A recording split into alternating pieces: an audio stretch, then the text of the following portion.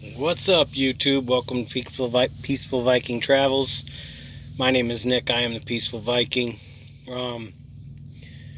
Not feeling very Viking-ish right now.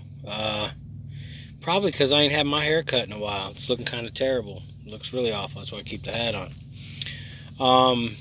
Well, it is official. I am no longer a student at Wilson Logistics. Today, with not a lot of pomp and circumstance or any of that, I upgraded. I am now a full-time employee of the company. No longer looked at as a student, which is, I don't know, it didn't seem like a very big deal because I didn't feel like I was a student for about the last 2 weeks. My solo week was actually about 2 weeks long. Went off without a hitch. I didn't have any log issues. I didn't have any paperwork issues. And I made one mistake the entire 2 weeks, and it literally was the last thing I did before I went to the terminal yesterday. I had not picked up a trailer and taken it halfway to a destination and then dropped it off for somebody else to pick it up and finish the route, which is what I did yesterday. I picked up a trailer. Well, I dropped a load in Carthage, which I showed you on Facebook Live at the caves. And then I ran over to Joplin, which is just 10 miles away. Got the trailer cleaned out, got the reefer filled up with fuel, and I went to another place right in Joplin and dropped that trailer and picked up a loaded trailer to bring back here to Springfield. And apparently when you do that, you don't do an arrival. An arrival is something that I do on my Qualcomm, which is a little computer in the truck, just to let them know where you're at, that you've arrived at your shipper receiver. I was arriving at the terminal, which is not a shipper receiver, and I did an arrival and it was a mistake. Not a big deal. They were able to just erase my arrival on the computer, and so that wasn't a big deal. I sat down with compliance today, and basically compliance are the people who keep track of your Qualcomm, make sure you're logging everything properly. I learned a couple new things today. I learned how to edit my logs, which I had not done with my trainers. We never edited anything as far as I'm aware. And that may just be because those guys are on top of it all the time and nothing needs to be edited if you're on top of it. I have a habit when you're driving, you're on the drive line. That can't be edited. When you pull into fuel, you have to go into the Qualcomm and log that you are now on duty, not driving, but you're on duty and fueling. And I have a tendency of forgetting to do that. It's not a huge deal, but a little bit, so I had to learn how to go back in and edit that to fix that, which is pretty easy to do. Then, this morning at 8 a.m., so I spent the night in the truck at the terminal, did some cleaning and some organizing in here. Anybody who's ever lived in this small a space realizes that you organize it, and then it doesn't work, and you organize it again, and it doesn't work, and you organize it until it works. It's kind of like van life. I've probably loaded and unloaded my van 5 or 6 times till I got everything where I needed it. So I did a little of that, and then 8 o'clock this morning I put my truck in the shop. Now truck in the shop means the wheels aren't turning, we're not making no money. But I did it all the right way. I had sent them a message in advance telling them I was bringing it in. They gave me an appointment time, and I got a bunch of stuff fixed in the truck, which makes me happy. The most important being, I don't know if you can hear it, but my TV works. So that's huge. I have it muted right now, and I'm sitting in front of it, so I don't have any copyright infringements on YouTube. Couple things that I guess I was led to believe were one way that aren't really that way. Not huge deals. I was led to believe that we all got Dish Network in our trucks, and as company drivers that was paid for, and it is not.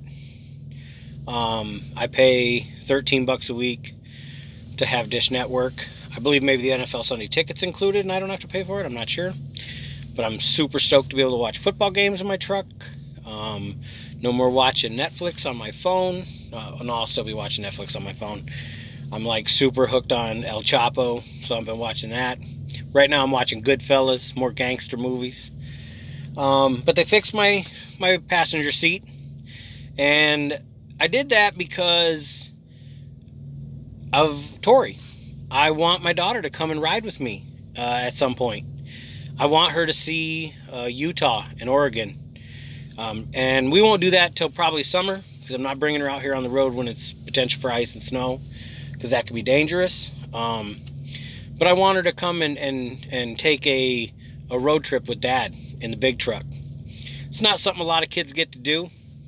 And if either of my boys want to do it, they can do it. In about 2 months, I'll be able to take a rider. And again, I won't do that until spring. But any of my friends and family, if you've always wanted to go on a trip in a big rig, I have a top bunk.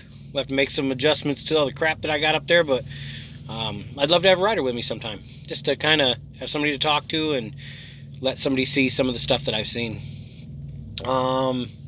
So to go backwards, I had mentioned on Facebook that I met some amazing people out, and the one that I want to tell everybody about, because I have made videos and talked about that there are some not good people out here.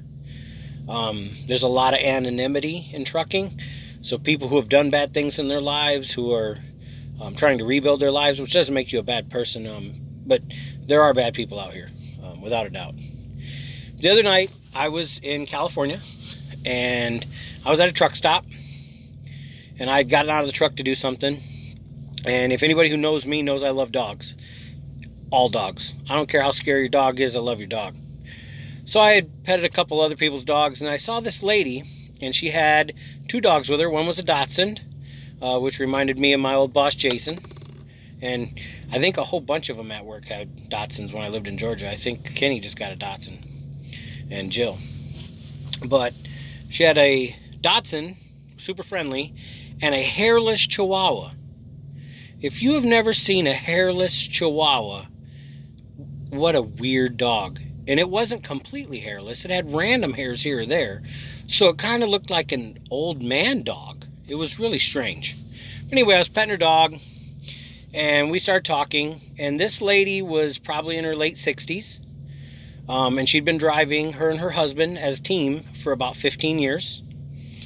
And they were talking, we talked a little bit about trucks, and I told her that I was really new in the business, that I was basically on my first 2 weeks, and how much I liked it. And she gave me some safety tips, and just it was like talking to your grandmother.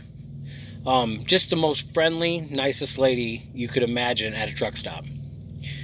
So we, broke off conversation. I got in the truck and I started doing some trip planning, planning because they had sent me a load. So I started planning, how I was going to go about completing this load. Which is one I posted about on Facebook being really difficult, because it turned out to be really difficult to get that load done in my hours. So I'm sitting there and I'm doing this trip planning. It's probably 45 minutes to an hour later. I see her come walking across the lot, and she walks up near my door, and I roll the window down. And she said, Nick, me and my husband were wondering if you'd come and have lunch with us. We know how hard it can be money-wise in your first year as a truck driver.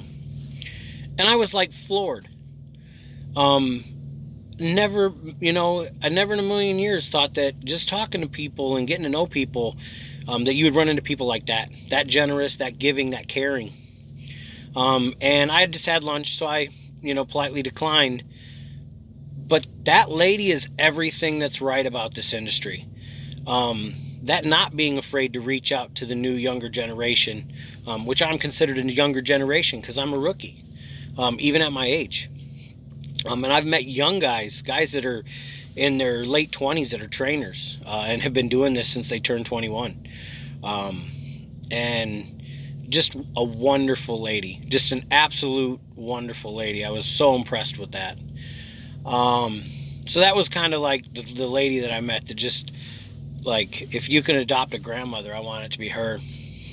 So that was one of the cool people that I met out there. Something that I'm finding in trucking, that puts me I guess makes me different than other truckers is most of the time when we go to shippers and receivers, the people we deal with,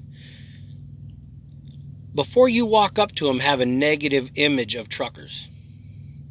And that's probably because of the truckers they've dealt with. Guys that are constantly yelling at them that it's taking too long, or they're missing their appointment, or they're allowing the stress of their clock to filter out into other people. Part of me being who I am is that I understand that everybody's doing a job. And sometimes that guy you're talking to, it's not his fault that they're behind. It's somebody inside the building. So I try to be kind and peaceful with people. I try to smile. I try to ask people how their day's going. And it just sets them at ease, and they treat me so much nicer. I get things done at shippers and receivers for me that even my trainers were saying sometimes was not normal. And I'm proud of that. I guess in my little way, that's how I'm affecting the world that I live in out here in trucking. Is by treating people right, it's maybe going to change the image they have of truckers. And I hope that that stress of my clock and money, I hope that never gets me to that place where I'm projecting that stress onto somebody else. Because that's really not fair to them. They're just doing their job. They punched in every day to just do a job. So I am currently sitting at Prime Inc. in Springfield, Missouri. After getting, I had a little bit of paperwork to do. I had a couple meetings with a couple people. Put my truck in the shop, got the TV fixed. They fixed my passenger seat, so it's ready for Tori. I'm just going to keep saying that until she understands that I need her to come ride with me next summer. What else did they fix for me? The TV, the seat.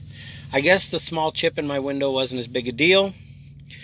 My microwave will not run unless I'm running the truck, and he said that was normal. And I said, okay, well then I'll be running your truck.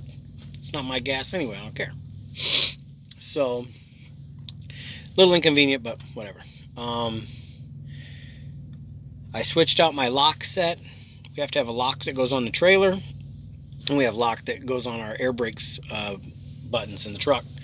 And I had to switch mine out, which they charge you $100 for. So that'll be coming out of my check over the next few weeks.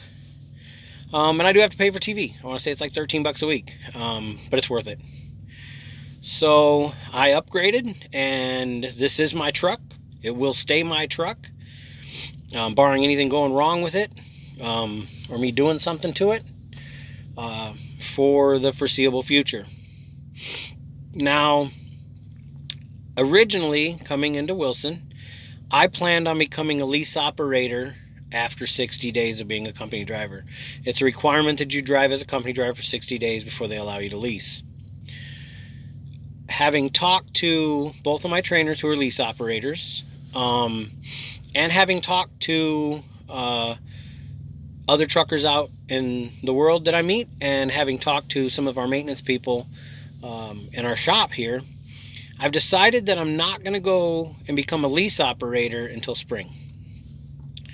For a couple reasons. In the winter, the freight slows down a little bit, and so your paychecks, if you're a lease operator, you have a lease to pay every week, and so your paychecks can go down a little bit, and I don't want to put that undue stress upon myself. So it's better for me to wait till spring when that freight picks back up, and I'm guaranteed I'm going to make a bunch of good checks in a row in the beginning of me starting as a lease operator. Now, as a lease operator, you're running your own business. I will have an LLC, and I will be a limited liability company upon myself. So Peaceful Viking Trucking will be born. But I'm going to wait till spring to do that. On top of that, I'm going to drive their truck through the winter, so that God forbid anything go wrong, it's their truck and not mine. So that's just kind of one of the little changes that I put in place as far as trucking for myself right now. I will be sitting here in Springfield until about 6 or 7 in the morning today. I have a load that's a driver is bringing into Springfield, and I'm going to repower it, which means he's going to drop the trailer off. I'm going to hook up to it, and I'm going to take it to Carine, Utah. And I love driving through Utah. It is beautiful. I'm going to pray for no snow, no ice, which I'm feeling like might not happen this time. I may have to run into some weather. Other than that, the maintenance process here was super easy. Landon is in charge of our shop here, the Wilson shop, not the Prime shop. And he answered every question I had about maintaining my truck. He recommended a few things that I can do to take care of my truck. Anybody who knows me knows I have a certain level of OCD and a certain level of being over prepared, which he seemed to think was a good thing in trucking. He recommended that I come over here to Prime and get a couple fuel filters, and he gave me some diesel 911. In the winter, your diesel can gel. Now, mind you, I already have anti-gel, which I'm ready to put in as soon as the temperature drops, probably like down into the 20s, which is supposed to happen tonight. But in the event that it does gel, you're going to need this gel reversing fluid, and you need new filters. And so I have those on the truck now. I don't have to install them if that happens, but we're going to try to prevent that from happening. But if it does, I have what it takes to get my truck running again. So it's little things like that that are going to be beneficial in keeping me moving. Last week was not a good week. I didn't turn in enough miles to make a good paycheck. My paycheck was probably $200 less than my paychecks were while I was in training. The good thing is that's okay, because I was prepared for that. My trainers had told me to be prepared for that, and so I was. And I turned in 2 loads. I turned in a load for over 500 miles, almost 600 miles, that will go on to next week's paycheck already. And I turned in another load that was 50 or 60 miles, the one I brought from Joplin to Springfield. And this load that I'm about to run is 1,200 miles. So with the 1,200 and a 500, that's it's better. So some weeks are going to be really great, and some weeks are going to be really bad. And a lot of people can't handle that in their lives, but I set my life up to be able to handle that. Everything from the fleet manager that I'm with was positive. He had no issues with how I was running things, how I was turning in paperwork, which I do almost immediately. When I'm done with a load, I process the paperwork and get it on the payroll. Everything is going good. Truck life it's where I'm supposed to be. Probably the only issue I'm having right now is my knee hurts. I have an old knee injury, and probably crawling in and out of the truck over and over and over again in a day is a little rough on my knee. But nothing crazy, nothing that some, Tylenol and some Bengay can't help. I'm at about 18 minutes on this video. And I don't know. I don't really know what else to say. I guess maybe I could give you a little bit of a tour if you want to see a little bit of what my truck looks like. You turn the TV off. There we go. Again, copyright infringements on YouTube. We don't want to shut down my channel. So, I'm sitting on my bed right here beside me. This is a hanging clothes closet.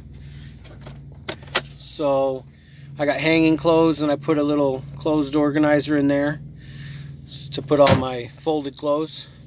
Down below that, you have my refrigerator.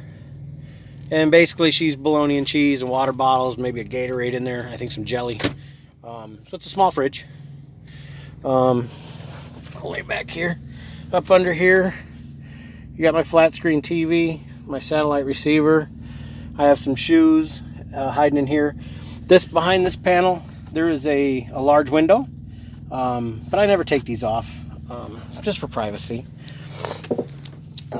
Behind my bed, there's a little cubby, and I have, let's see here, I got some old van life stuff, my battery box, some paperwork, and just some of that. Another window behind here that actually opens and has a little screen, and that's a door. That would be an emergency exit if something happened in the front of the truck and I need to get out. And you can see there's air conditioning vents back there. This right here is a little pull-out. So I'll close it here. It's a little pull-out table. So this is where I eat my meals, and it has a little cover on it, so you can keep all your, different things inside of here. And below that, I have another cabinet, and this is where I keep all my food and all my cooking stuff down here. And then move all these remotes out of the way. I'm still a huge coffee drinker, so you gotta have your big coffee mug. And then Pilot and Flying J, I get refills real cheap with this. These are in cup holders that are molded in. Behind that, I have 3 cigarette lighter adapters. This one has a little splitter so that I can charge my phone. I still have my fan that I had from van life. You got an alarm clock. Let's see if I can come over here, bud. I have an alarm clock. This button here, I can unlock the doors, the front doors. This button over here turns the lights off and on back here. This controls, when the truck is running, this controls your heat and your AC from back here if it's out of the truck. This part does. This part, this little guy over here, this one controls the heat and AC when the truck is off. So that's, as far as trucking and van life, that's the big benefit to being in a big truck, is that I will no longer be hot like I was in Georgia if I choose not to be, and I will not be cold in the winter because it gets toasty in here. Over here, right to the side of all those controls, is another little cabinet. And in here I keep all my cleaning supplies. Anybody who knows me, I'm still OCD about cleaning everything constantly, especially in a small area like this. You got to kill all the germs. And I keep all my vitamins and stuff like that down here. You have a reading light, over the bed. Above that, I have my microwave, and it's all strapped in. And then I keep, I got some paper towel up here.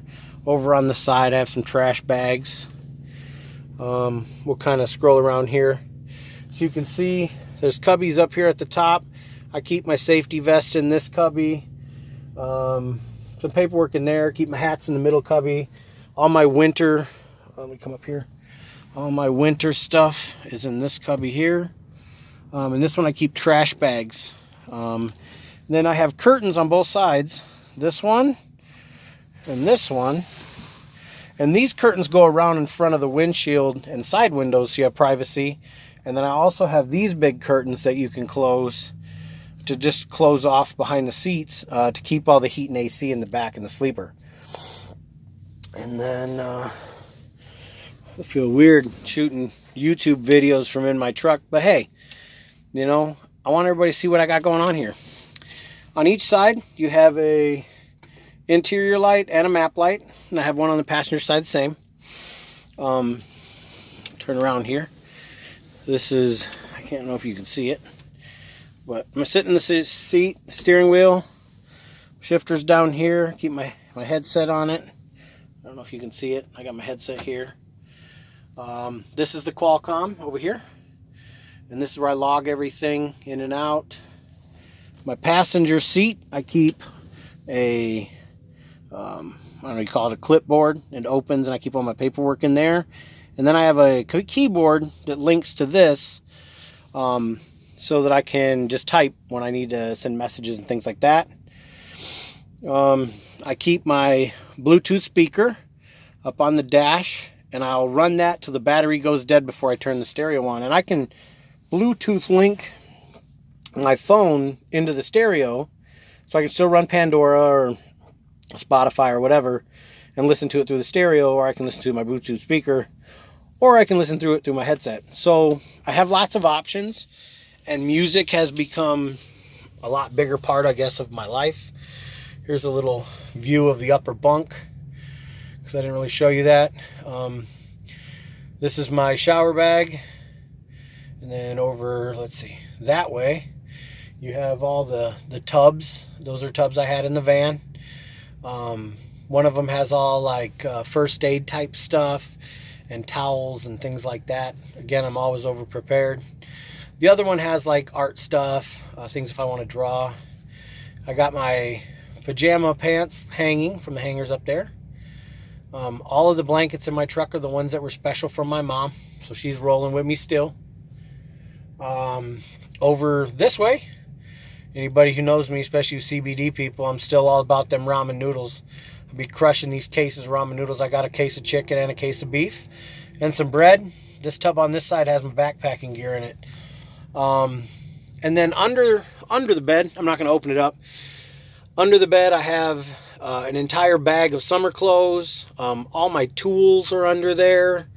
And then all of the various chemicals and parts and everything I need for the truck. Extra bulbs, extra headlights, extra fuses. I have a set of winter wiper blades under there. So I have all that stuff underneath there. I don't know if you can see it on the windshield, this thing up here in the center.